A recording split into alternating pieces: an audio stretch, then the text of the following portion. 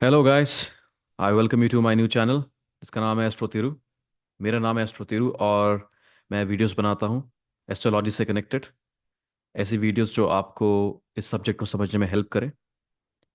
तो स्टार्ट करते हैं एक ABCD से एस्ट्रोलॉजी की। एस्ट्रोलॉजी है क्या, या एक काम करती है नहीं करती? क्या एस्ट्रोलॉजी स्कैम है? ये भी मैं आपको बताऊंगा। और अगर स्कैम नहीं है तो एक काम कैसे करती है। ठीक है। आप सभी लोगों ने सुना होगा लोगों को पंडित जी के पास जाते हुए। ठीक है। वास्तु कंसल्टेंट्स के पास जाते हुए, न्यूमरोलॉजिस्ट के पास भी जाते हुए। ये सभी लोग एस्ट्रोलॉजी का एक अभिन्न अंग है। ठीक है। और इन सभी का एक ही मोटिव है, आपको प्रिडिक्शंस देना, पर्सनली प्रिडिक्शंस देना। कभी कभार वो जर्नलाइज पे जाती हैं, जो अखबारों में आप देखते हैं। अखबारों में आता है जैसे मेष राशि वाले जातक, आज आपके प्रेम के योग हैं, नौकरी में फ़ायदा होगा। तो ये बहुत जर्नलाइज्ड से इफेक्ट्स हैं। और जब बात आती है प्रिडिक्शंस की, तो सबकी लाइफ बहुत अलग है, सबकी प्रिडिक्शंस भी अलग होती हैं। वो क्यों होती है? क्योंकि सबके हॉरोस्कोप्स अलग होते हैं। हॉरोस्कोप्स, जो कि हिंदी में कुंडली, सबकी अलग होती है। ठीक है दोस्तों। तो किसी भी चीज़ के बारे में प्रिडिक्ट करने के लिए हमें कुछ टूल्स की ज़रूरत पड़ती है। ठीक है। कुछ नियम, कायदे कानून होते हैं, और कुछ ऑब्जेक्ट्स होते हैं जिनके बिहाफ पे, सॉरी, जिनके बेस पे हम ज्योतिषी गणना करते हैं। उनमें आते हैं हमारे ग्रह। मेजरली 9 होते हैं हिंदू एस्ट्रोलॉजी में। वेस्टर्न एस्ट्रोलॉजी में आपको मिलेंगे कम से कम 12 ग्रह, जिसमें यूरेनस, नेपटून, प्लूटो, प्लूटो इसको भी ऐड कर देते हैं। लेकिन इंडियन एस्ट्रोलॉजी में जो हम यूज़ करते हैं मोटा माटी, वो 9 ग्रह को यूज़ करते हैं। उनमें से 2 ग्रह, दे आर शैडो प्लैनेट्स। वो दिखते नहीं आपको, but their existence is there. Okay, काफ़ी एविडेंट है। जब मैं आपको प्रिडिक्शंस करना सिखाऊंगा तो उसमें इसके बारे में आपको डिटेल में और बताऊंगा। तो एक तो हमारे ग्रह हो गए, 9 ग्रह। ठीक है। एक हमारी 12 राशियां हो गई, जिसे हम बहुत ही अच्छे से जानते हैं सभी लोग, कि मेरा सन साइन क्या है, मेरा मून साइन क्या है।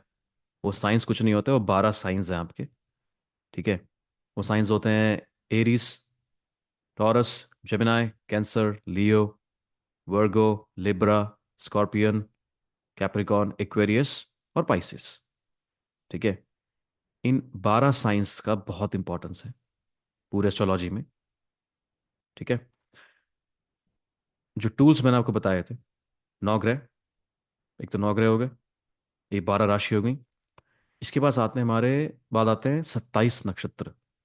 ठीक है। ये नक्षत्र बहुत इंपॉर्टेंट रोल प्ले करते हैं प्रिडिक्टिव एस्ट्रोलॉजी के लिए। मैंने देखा है काफ़ी एस्ट्रोलॉजर्स इसको इग्नोर करते हैं। ठीक है, ऊपरी ऊपरी तौर से देख लेते हैं, बट इनका बहुत ज़्यादा इंपॉर्टेंस है। ठीक है। आपकी प्रिडिक्शन के फ्लेवर को और प्रिडिक्शन को ना मोल्ड करने के लिए नक्षत्र बहुत काम आते हैं। हम हर नक्षत्र पर ही बात करेंगे, ठीक है, किसी दूसरे वीडियो में। तो ये सारे टूल्स थे, आपके ग्रह, आपकी राशियां और आपके नक्षत्र, इन सब का इस्तेमाल करके कुछ मेथड्स के साथ हम प्रिडिक्शंस करते हैं। ठीक है। इनके कुछ कैरेक्टरिस्टिक्स भी होते हैं राशियों के। ठीक है।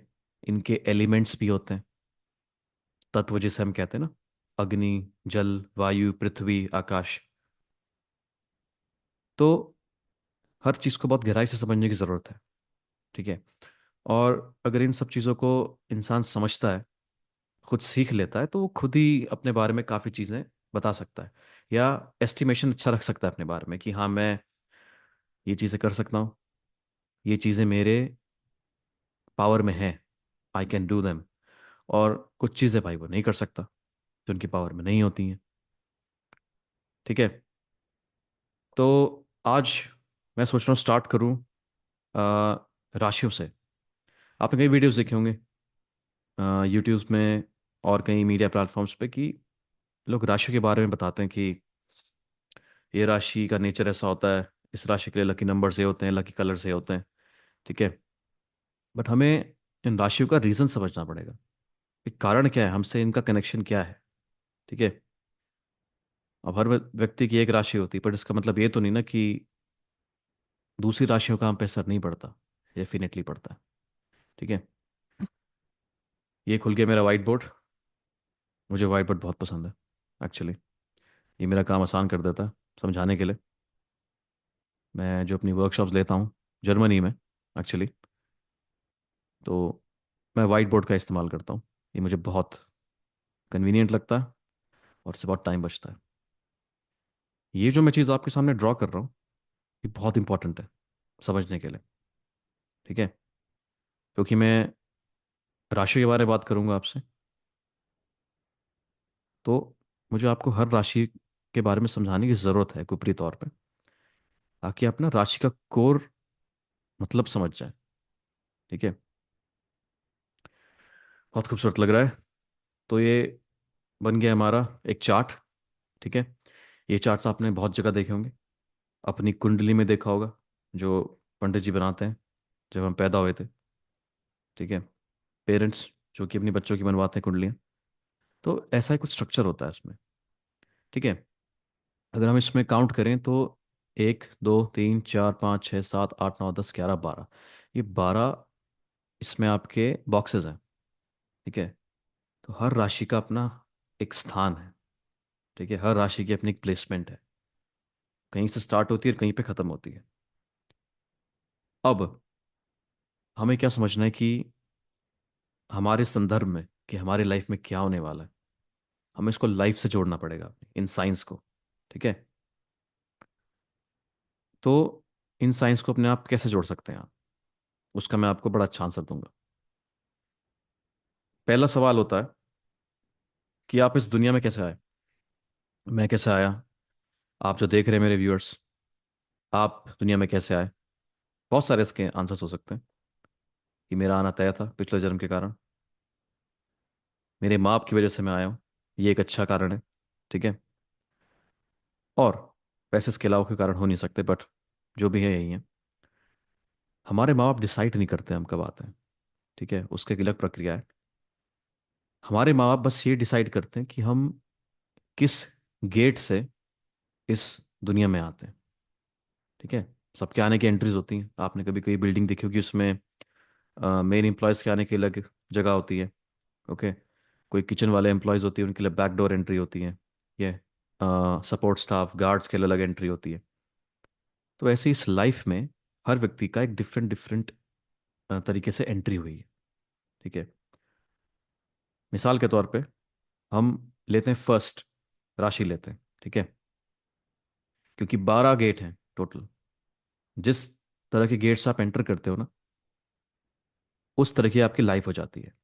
ठीक है। It's part of you, at least for this life. तो पहला साइन हम लिखते हैं यहाँ पे नंबर 1। ठीक है।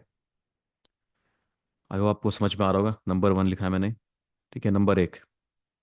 नंबर एक जो डिनोट किया गया है वो है मेष राशि से। ठीक है। मैं यहाँ पे लिख देता हूँ मेष राशि, एरिस। ओके। आई होप आपको मेरी राइटिंग समझ में आ रही होगी। ठीक है। तो ये मेष राशि के लिए मैंने यहाँ पे ये नंबर 1 साइन लिखा है। 1 मिनट, इसको थोड़ा मिटा देते हैं यहाँ पे, ढंग से लिखते हैं। बहुत अच्छा। ठीक है। तो कोई भी इस वर्ल्ड में आया है और अगर उसकी कुंडली में मेष राशि पहले बॉक्स में लिखी हुई है, पहला बॉक्स ये, पहला डिब्बा। ठीक है। तो वो जब वर्ल्ड में एंटर कर रहा था ना, तो जो गेट था वो मेष राशि का गेट था। अब इसके हिसाब से उसकी पूरी लाइफ सेट हो जाएगी, इस केवल एक राशि के हिसाब से। ठीक है। ये मैटर नहीं करता कि वो क्या करना चाहता था क्या नहीं करना चाहता था, यही नियति का संकेत है कि वो इस द्वार से इस दुनिया में आ गया। ठीक है दोस्तों। अब यही चीज उसको उसकी पूरी लाइफ इफेक्ट करेगी, उसकी पर्सनालिटी को इफेक्ट करेगी। मेष राशि क्या है आपकी, एरीज। बड़ा धमाकेदार साइन है ये।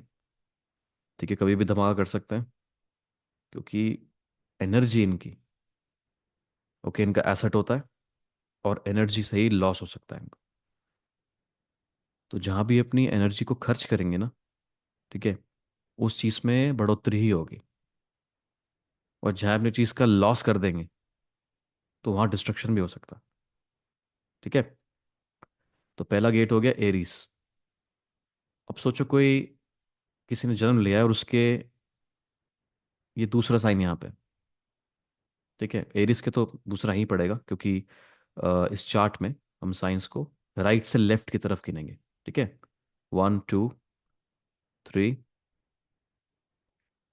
ये हो गया 4, ये हो गया आपका नंबर 5। ओके, ये नंबर 6, ये नंबर 7। यहाँ पे आप कंफ्यूज मत हो ना कि मैं बॉक्स नंबर की बात कर रहा हूँ या राशि नंबर की बात कर रहा हूँ। मोटा माटी मैं यहाँ पे राशि नंबर की बात कर रहा हूँ। ठीक है, वो ज़्यादा इंपॉर्टेंट है आपके लिए समझना। ये एक यूनिवर्सल ऑर्डर है। ठीक है, अगर हम चार्ट के बारे में बात करें तो ऐसे चलता है। हम नंबर 10 को, यू नो, एक से पहले नहीं लिख सकते, एक के बाद ही 10 आता है। ठीक है, ये नंबर 11 हो गया इधर, और यहाँ नंबर 12 हो गया। परफेक्ट। तो ये एक एक जर्नल चार्ट है। ठीक है, जिसे लोग बोलते हैं काल पुरुष। क्या बोलते हैं? काल पुरुष। क्योंकि ये एक डिफॉल्ट चार्ट है। अब कोई मेष लगन में पैदा हुआ है, ठीक है, तो वो अलग चीज़ है। पर लेकिन ये यहाँ पे हम मेष लगन के हिसाब से नहीं देख रहे हैं, हम ये देख रहे हैं एक डिफॉल्ट चार्ट। एक डिफॉल्ट चार्ट होता क्या है, ऐसा करके कुछ आपका डिफॉल्ट चार्ट होता है। और ये बहुत पावरफुल चीज़ है, मैं आपको बताता हूँ। अगर इस टूल का आपको इस्तेमाल करना आ गया तो आप बहुत इंपॉर्टेंट इंपॉर्टेंट प्रिडिक्शन अपनी लाइफ की खुद कर सकते हैं। ठीक है। वैसे आपको कंसल्टेशन लेना चाहिए किसी अच्छे ज्योतिष का। सारी प्रिडिक्शंस खुद नहीं करनी चाहिए, but at least you know what you are doing. तो ऐसे करके, तो ये सारे गेट्स हैं आपके ना, कि किस गेट से आपने इस वर्ल्ड में एंट्री ली। जिस गेट से आपने एंट्री ली उस सब काउंट करते जाइए। 1 2 3 4 5 5 6 7 8 9 10 11 12। तो ये आपका एग्जिट पॉइंट भी हो गया। ठीक है, अगर नंबर 1 यहाँ पे आपका एंट्री पॉइंट है तो नंबर 12 आपका ये एग्जिट पॉइंट। ऐसी पूरी लाइफ चलती है आपकी। ठीक है, और ये आपका लाइफ का ना लाइफ ट्रैकिंग सिस्टम है। ओके, जिसे बोलते हैं काल पुरुष चार्ट।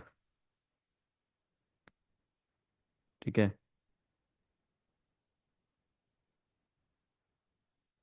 जो भी एस्ट्रोलॉजी लवर्स हैं, आई थिंक उनको उसके बारे में ऑलरेडी पता होगा।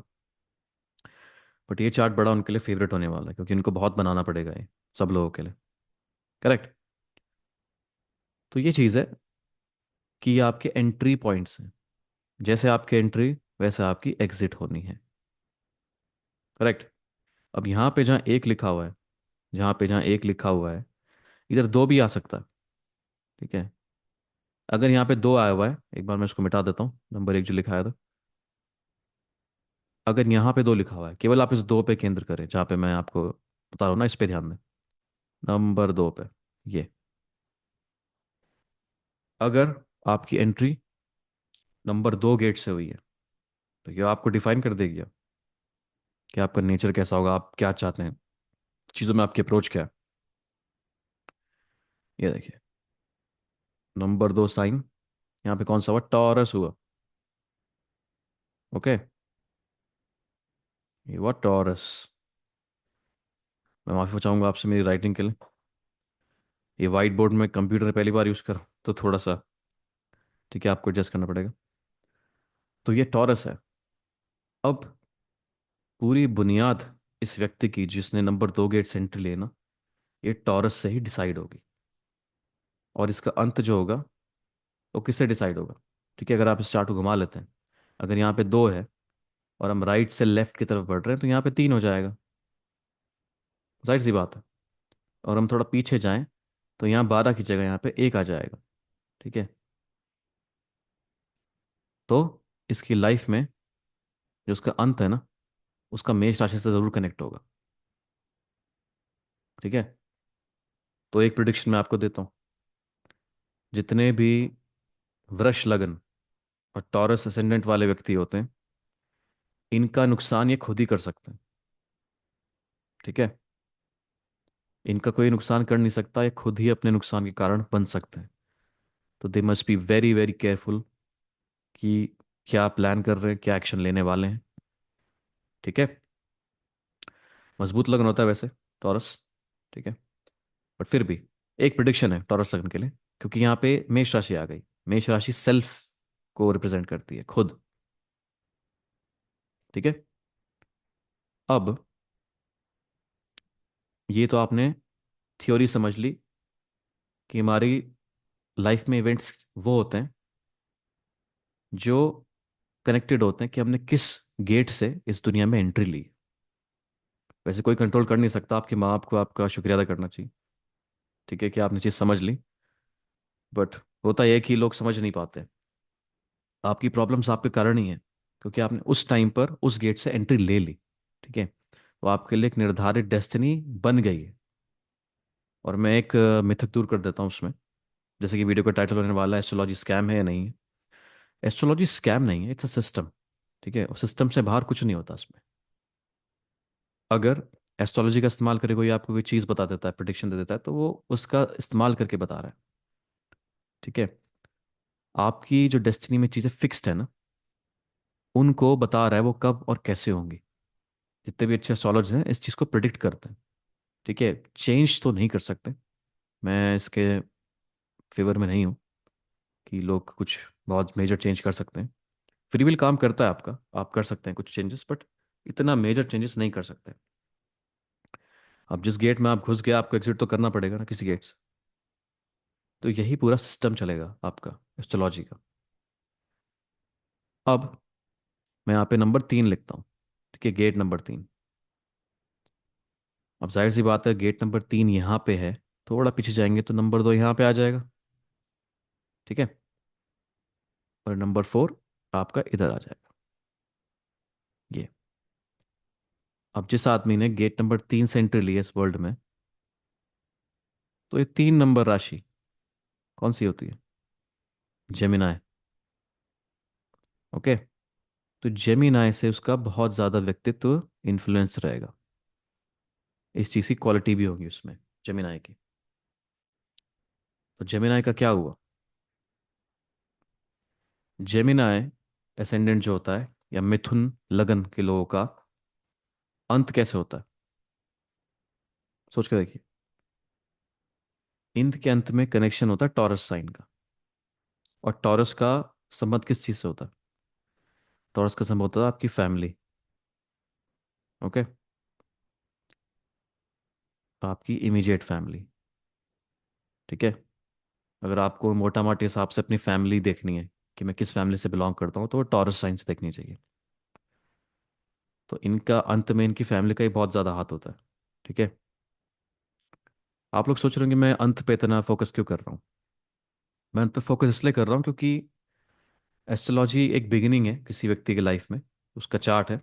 तो उसका कोई अंत भी होता है, रेवलेशन जैसे बोलते हैं ना, कि मोक्ष की गति किस तरह से मिलेगी।